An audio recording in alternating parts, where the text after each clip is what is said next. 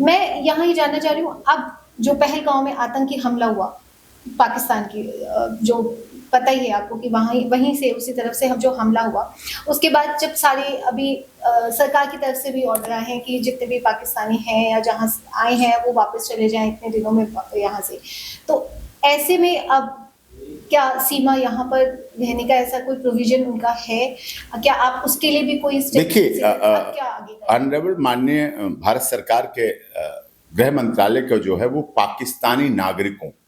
एक चीज visa passport जो पाकिस्तानी नागरिक हैं, सीमा पाकिस्तानी नागरिक नहीं है, वो भारत की है, भारत की बहू है। पत्नी का धर्म, जाति, क्षेत्र, भाषा, संप्रदाय पति से चलता है जहां वो रह रही। नेचुरलाइजेशन, जैसे सलमा आगा को नागरिकता मिली, अदनान सामी ने नागरिकता ली, अक्षय कुमार ने अभी जब ये मामला सीमा का चल रहा था तब नागरिकता ली, समय समय पर धीरे ऐसे हजारों लोग हैं जिन्होंने नागरिकता को ग्रहण किया, लीगल प्रोसेस। नेचुरलाइजेशन नागरिकता का एक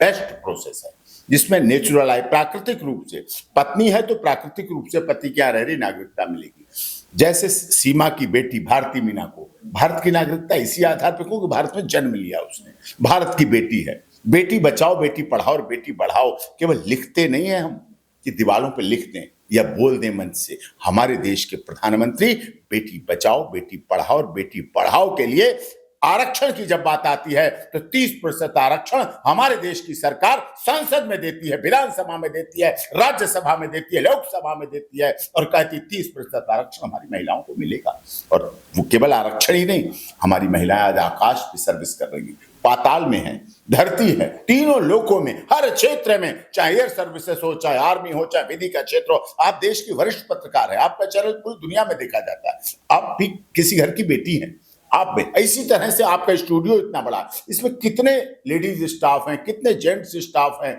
कितना पूरा सिस्टम चल रहा है, ये आप में हमारे में भेद नहीं होता।